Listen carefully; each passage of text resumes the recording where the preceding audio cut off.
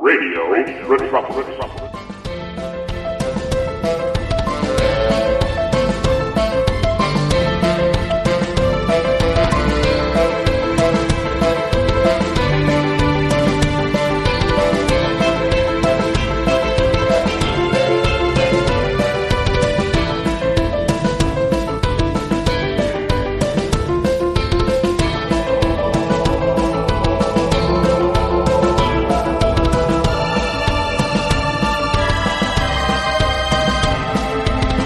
Welcome to the Suspense Radio Podcast here on Radio Metropolis. Tonight, a wrongly convicted man who served time in prison is bent on revenge for a man he supposedly killed, yet is very much alive. This is Deep into Darkness from July 22nd, 1948, here on the Suspense Radio Podcast on Radio Metropolis.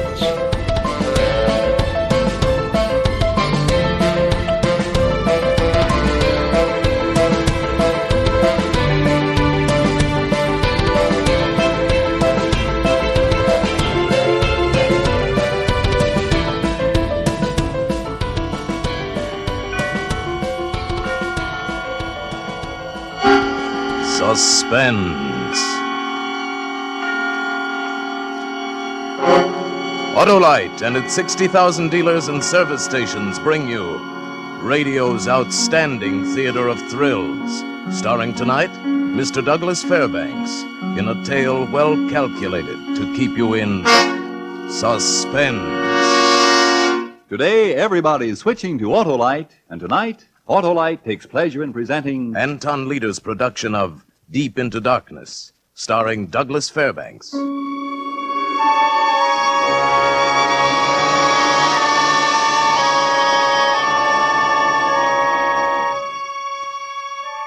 This is a story about fear, and I'm an expert on fear. Me, Ken Matthews.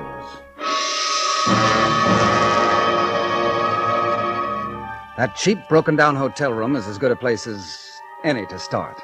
It was all I could afford. New York, the city of bright lights, and me, stretched out on a squeaky bed, watching a spot change shape on the ceiling. It's a kind of game to keep a man from going crazy. For 7 years, I watched another spot, changed it into a million shapes, got to know it better than I knew myself. That spot on the ceiling of my cell at Joliet Penitentiary.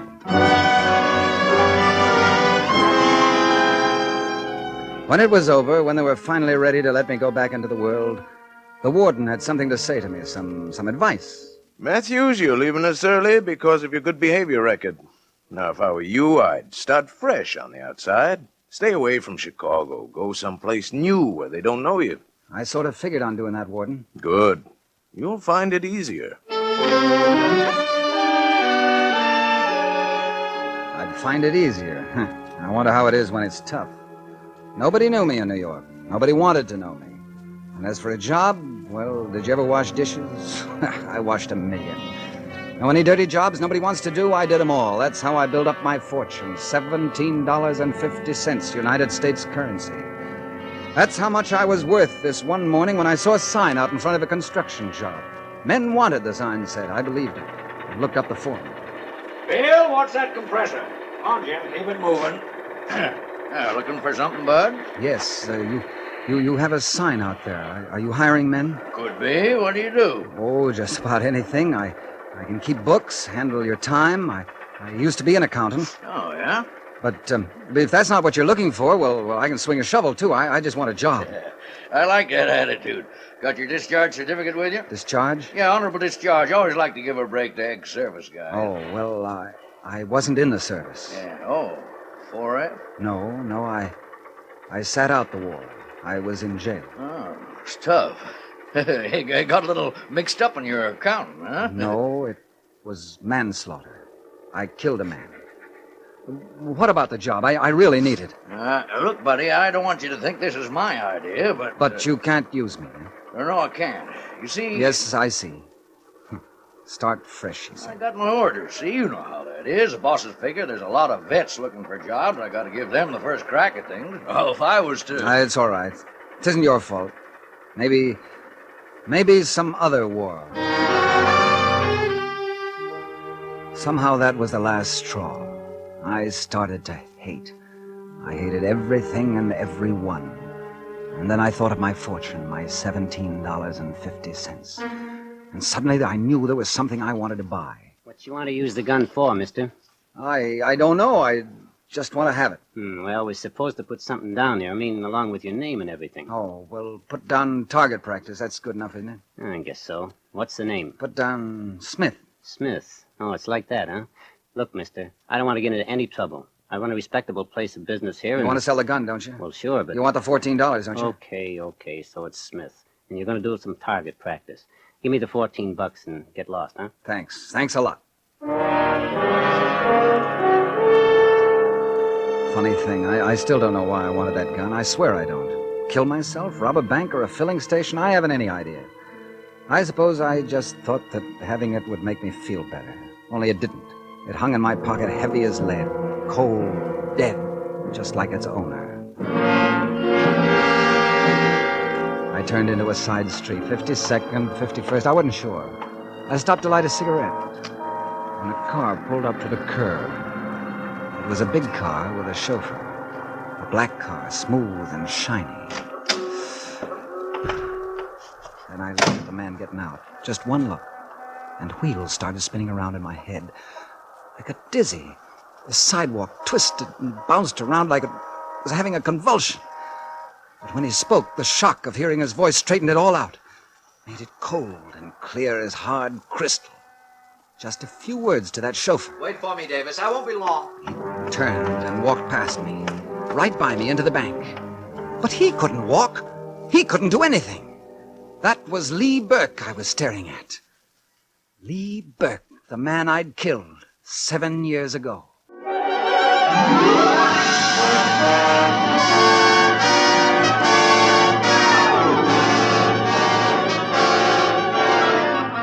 In those few moments of watching a man walk across the sidewalk into a bank, I lived it all over again. The way it happened when I killed him 7 years ago back in Chicago. There wasn't anything about it I couldn't remember. Ken, darling. Yeah? You love me, Ken? Do I love you? Oh, no, not at all. I just sit in that goofy nightclub night after night because the food's so good. Oh, Ken, you're sweet. Lila, why don't you forget that place? Give it up. Where's it going to get a girl like you dancing in a cheap honky-tonk? You have something better to offer, darling? I've offered it 6 times. Marry me. I got a good job. It'll get better. Hand me my drink, will you? Sure. Here. What do you say? I've told you, Ken, over and over again. I'm not getting married. Not to you, anyway. You're a sweet guy, sure, and I'm very fond of you, but little Lila isn't burying herself in any house with a bunch of squalling kids. That's for suckers. I don't think you mean that at all. No? Well, you just watch, darling. I'm going to wind up with a diamond so big it'll take a 2-ton truck to deliver it to me. I'm going to have so many mink coats I'll use them for pajamas. Yeah, that's the way to talk, sis. You tell him. Hello, Lee. You're beginning to sound like you're getting good sense. Now, what are you doing up here with this bookkeeper anyway? And a good evening to you, too, Lee. Never mind. I thought I said I didn't want you wasting your time with him. He's all right. We were Get out of here, Matthews. Now, wait a minute. If Lila wants me to go... Oh, not satisfied with my suggestions, huh? Well, I've a good mind... Lee, stop it. Put that gun away. Every time you have a few drinks, you start waving that gun around. Really, Lee, you better put it down. Stop acting like a kid. Acting like a kid, huh? I'll show you who's acting like a kid. I'll... Give me that gun. Lee! Yeah. Come on, Lee. Give it to me. I'll break your arm. Go, let go of my... Lila, it went off. I was only trying to take it away from him. You killed him. Ken, you killed my brother. I didn't mean it, I tell you. You saw what happened. I was only trying to get the gun. Get out, Ken. The police will find you. Get out of here. Hurry, I tell you, get out!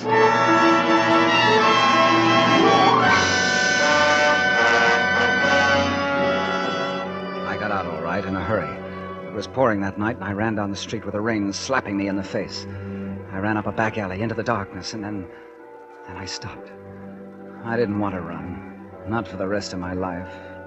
I went to the nearest police station, turned myself in. They took me back to the Burkes, and we found Lila sitting in a chair, glassy-eyed, just staring down at her brother, Lee. He was right where I'd left him, sprawled on the floor, face down. Lee Burke was dead, And they gave me 10 years for killing him. Only now he wasn't dead. He couldn't be. I'd just seen him walk into a bank. A nice car you got. Yeah. Must be an important man to have a car like that, eh? Yeah, he's a big guy. Lots of money, I suppose, huh? Yeah, he's crawling with it. That make you happy? His name, it doesn't happen to be Burke, does it? No, Wilson. Oh. Keith Wilson. He also happens to be a stockbroker. Anything else you want to know? Keith Wilson. Yeah, now beat it. The boss is coming. The boss?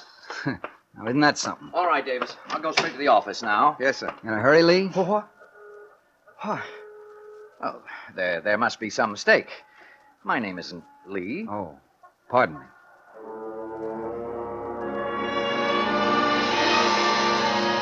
But it was Lee. There wasn't any doubt about it. And he knew me, too. I could see it in his eyes and in the way his face went white. I didn't understand it. I couldn't figure out why or how, but Lee Burke was alive. The rest of the fortune went for a taxi ride, but it was worth it to me, and I guess if I hadn't had enough money to follow Lee's car wherever it went, I'd have forced the cab driver with that gun I'd bought. But it wasn't necessary. We went out to Long Island, way out. And then the car swung into a place with a big half-circle drive. Lee Burke, now Mr. Keith Wilson, was doing very well for himself. And so was Lila. What's the matter, Lila? Ken. Is it like seeing a ghost?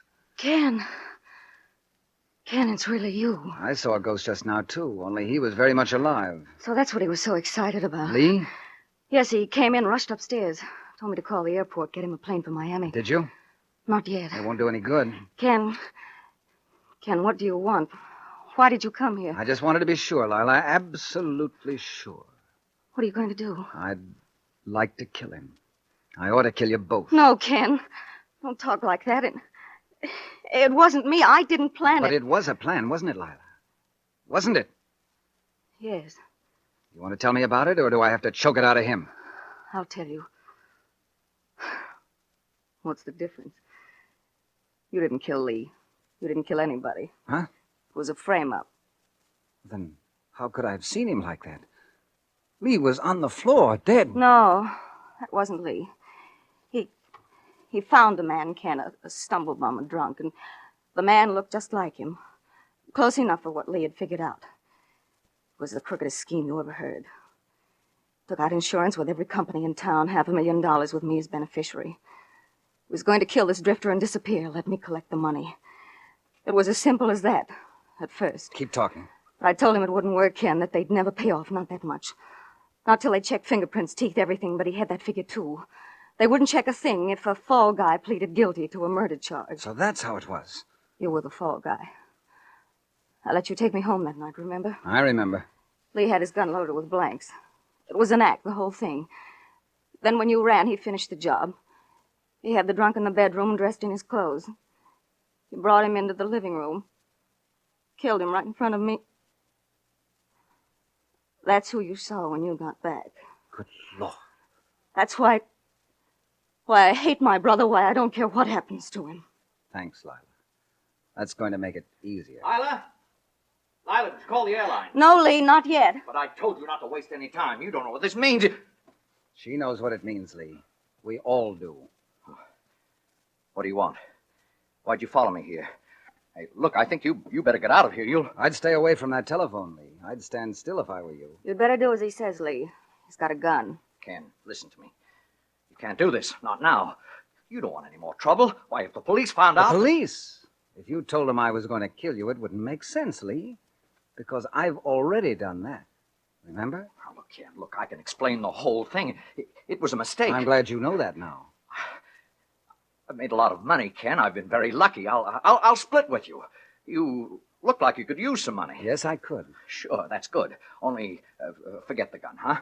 And stop acting like you want to kill me. You wouldn't gain anything that way.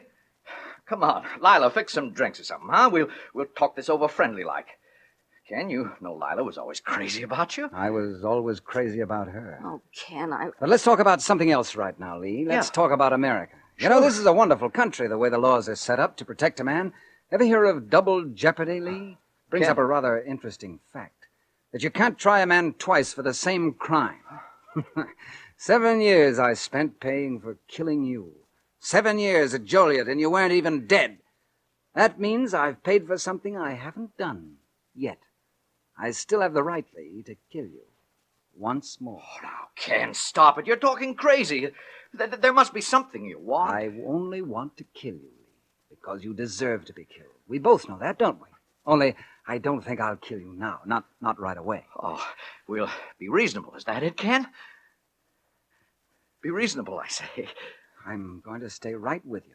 24 hours a day, right up to the time you deal. I know exactly when and how I'm going to kill you. And you won't know. You'll never know, Lee, until it happens. You'll just wait. Just sit and wait and wait.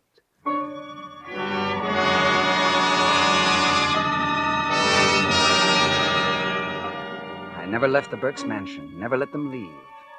I was with Lee from the time he got up until he went to bed. I stayed with him every waking hour, and I never stopped twisting his life like a piece of putty, putting fear in his mind until there didn't seem to be anything else left there at all. Just a trembling, driving fear in everything he did, everything he said. Lila, can't we do something? Get to somebody. Oh, Lee, what can I do?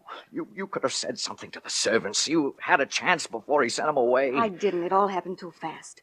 Got rid of them as easily as he cut the telephone wires. Well, we gotta do something. Get in touch with somebody. With Madeline, maybe. Oh, yes? What will your blue-blood fiancé think of you now, when you suddenly stop calling 2 days before your wedding, and then don't show up? The wedding? Oh, Lila, don't you see? If anything should happen to the wedding now, I'd be ruined. Oh, he can't get away with this. He'll let down sometime. He's got to sleep. So do we. Lila's right, Lee. Oh, Ken, you were there by the door. You heard. About your wedding? Yes, Lee. I got back just in time, didn't I? Can I pour you a Manhattan? Oh, no, I don't want anything. Your funeral... No, don't say that. You're falling apart much faster than I thought, Lee.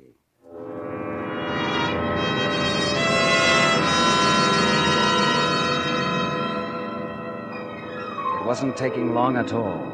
Lee couldn't sit still for a minute, couldn't take his eyes off me. Of course, little things like this didn't exactly help.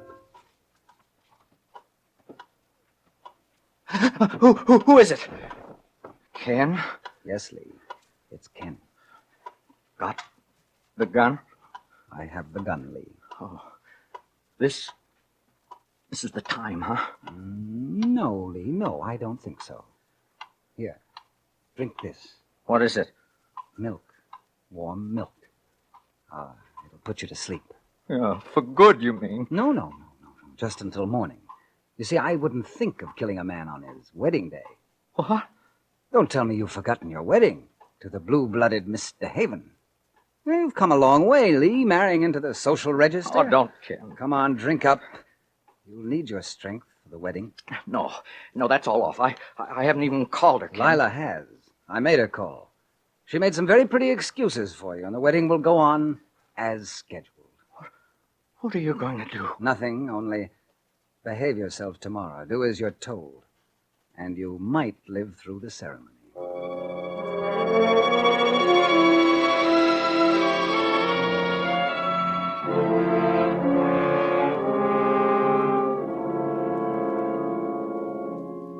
Wilt thou, Keith, take this woman to thy wedded wife, to live together after God's ordinance in the holy state of matrimony? Wilt thou love her, comfort her, honor and keep her in sickness and in health, and forsaking all others, keep thee unto her so long as ye both shall live? Say no. Ken? Say no, or I'll kill you right here in front of them all. Say it, Lee. Mr. Wilson, the answer, please. No, I can't. I can't. Wilson, please, the answer. This must be true.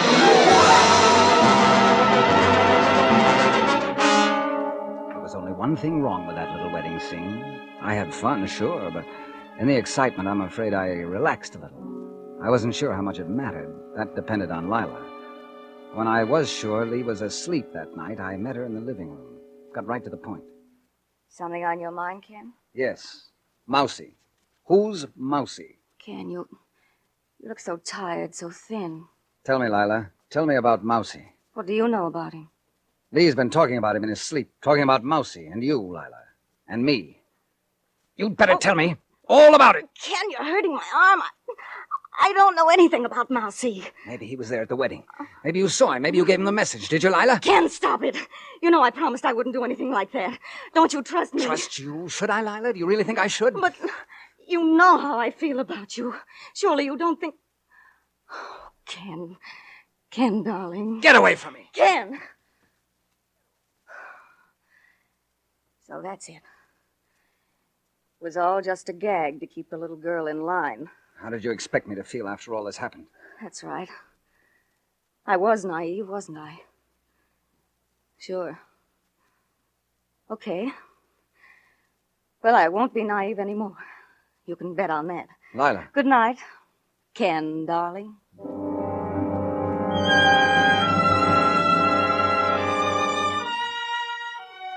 When I cooled off, I realized I'd gone too far. She wouldn't be on my side anymore. Unless I could talk to her again and make it all seem like a mistake, a joke, maybe. Yeah, that'd be the thing. But when I went to find her, she wasn't around. I didn't see her again until next morning. Every morning I went out to the gate for the paper, but this time I waited for Lila to get up and come down so I could talk to her before Lee came in, try to fix things. And standing there in the hallway, I fixed things all right. Fixed them good. Lila. Yes? I want you to know that, well, that I'm sorry about last night. It's all right. No, it isn't, no. I didn't mean what I said at all. I guess I'd built up so much hate that, well, I was upset. I was blind to how you feel about me, how I really feel about you. Ken, you're asking me to be naive again. Yes, I guess I am. I like you that way. I looked for you last night to tell you. You weren't around. Where'd you go? Oh, Ken, No, it's all right. I don't care where you went.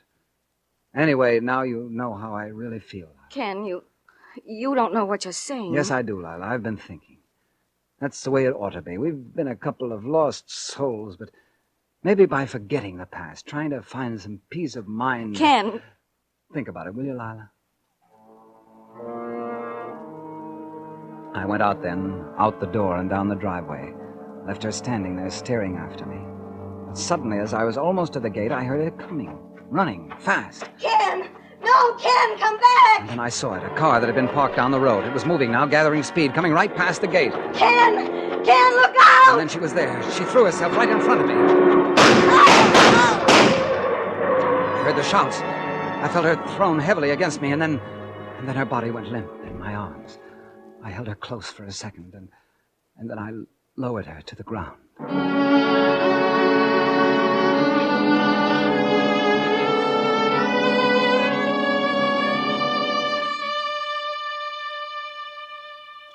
I walked back up the drive, alone. Lee was out in front of the house, sitting on a bench in front of a big tree. He'd heard the shots, I'm sure, but he was just sitting there, probably waiting for Lila to come back and say that Mousy had taken care of me. He turned and looked up as I walked toward him. Lila? Oh, no. His eyes seemed to look right through me somehow. He was that full of fear, I guess. His fingers gripped the tree in back of him, dug deep into the bark. He was waiting for me to kill him.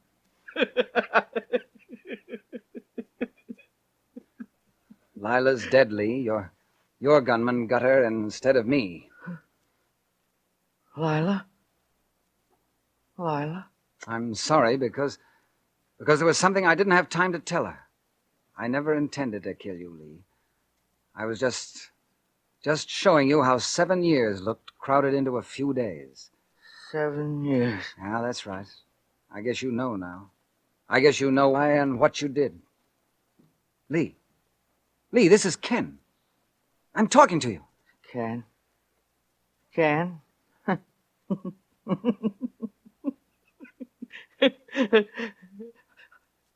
I don't know any Ken. And he didn't.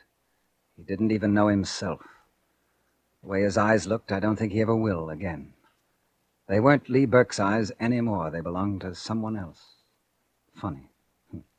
The man who tried to be somebody else had finally made it.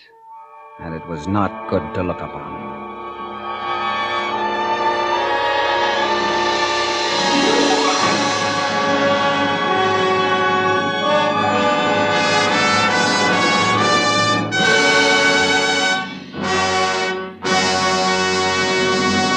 Thank you, Douglas Fairbanks, for an outstanding performance on Suspense. And now, here again is Mr. Douglas Fairbanks. I've enjoyed this appearance on Suspense very much. And I've noted with great interest, as a Suspense fan, that Agnes Moorehead will return to the soundstage next week, the scene of her splendid performances of the past. As one of the many who applauded her portrayal in the Suspense classic Sorry, Wrong Number, I'll be listening with anticipation next week for Agnes Moorehead in The Yellow Wallpaper, a powerful study in Suspense.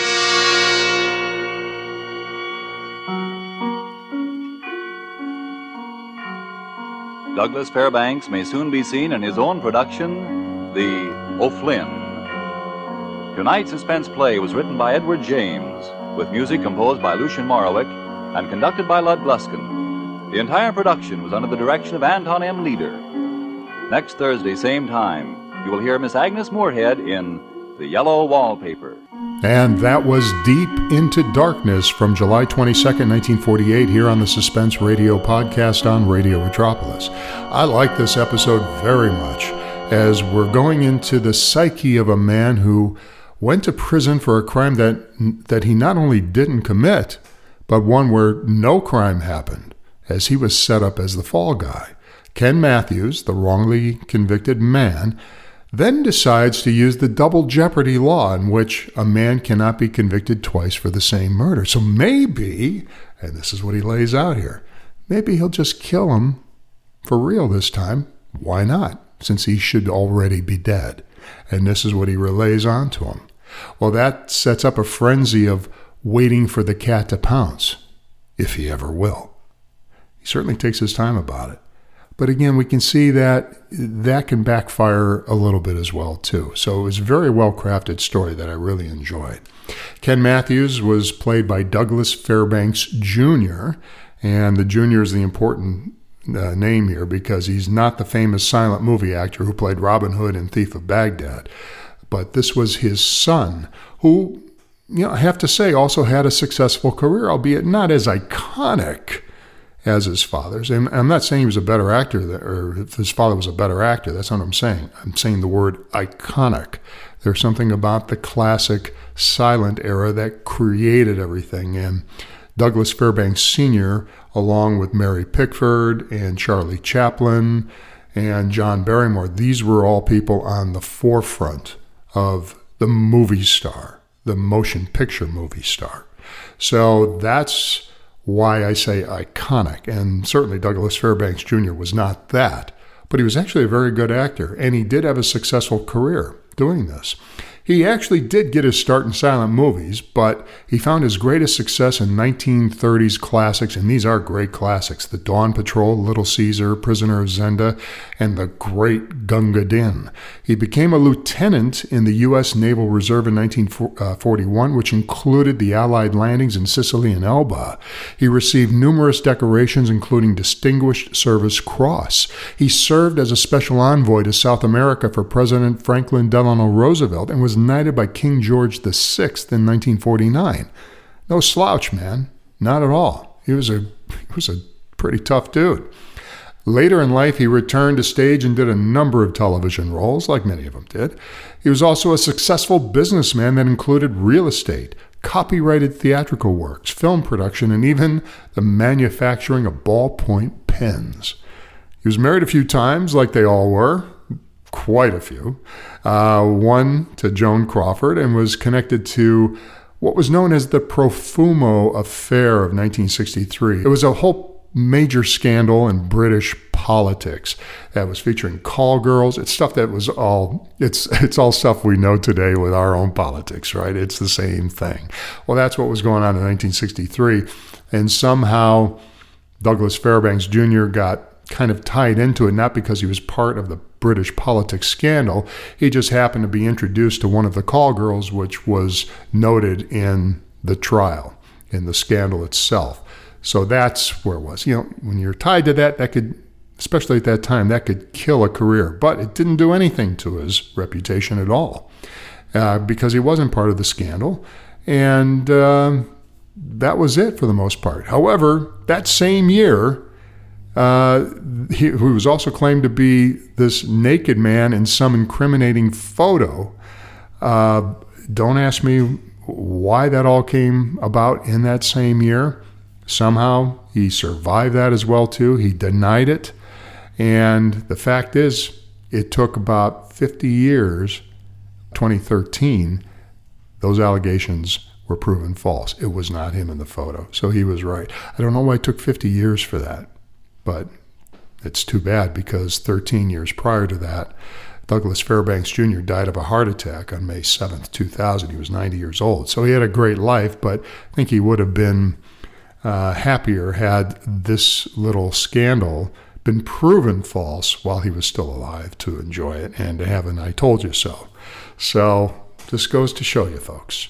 Paul Frees, I told you we'd talk about him. He is our new Suspense narrator, host, or what I had said before was the signature voice. He was a multi-talented character actor in film, radio, and television. He's probably most widely heard to this very day as the signature voice, and I'm using that phrase again, for Disney theme park attractions, including Pirates of the Caribbean ride characters, the Auctioneer, the Pirate Captain, and the Magistrate Carlos, as well as being heard uttering the iconic phrase, "Dead men tell no tales, dead men tell no tales." That's him. And that's still his voice you hear on that ride. If you're a fan of the Haunted Mansion ride, he is the voice of the ghost host. The one that rides with you in the car and tells you what's going on, and he's very creepy. That's him. He's the voice you hear throughout that whole ride. He's your creepy guide, as they say. Frees also provided voices in films such as The Absent-Minded Professor, The Shaggy Dog, and The Monkey's Uncle. Many moms may recognize his voice as the Pillsbury Doughboy. Talk about range. And all kids, and even kids at heart, know, of course, the Frosty the Snowman cartoon. We see it every Christmas, right? On television. CBS still runs it, I believe, after all this time. 60 plus years, right? Somewhere around there. He was the voice of Santa Claus. And here's another little secret. He also voiced the traffic cop that Frosty breezed by walking through town, singing the song, by the way. Very, very talented man. Like Mel Blanc, he was also the man of 1,000 voices. Edward James wrote this episode and was known for writing for several variety series in the 1930s and perhaps through the 50s, including Good News, Phil Harris, and Alice Faye, Lux, and many others. But he is perhaps best known as the creator of Father Knows Best, starring Robert Young. Also in the cast tonight with Douglas Fairbanks Jr. were Lorene Tuttle. Joe Kearns, our former announcer, is now doing some character work here. Paul Frees, of course, was the signature voice, but he also played the warden. He was also the chauffeur. So they do double, triple duty here quite a bit, as we talked about in previous podcasts. Walter Burke was the minister and gun salesman. And again, produced and directed by Anton M. Leader. And that'll do it for us tonight.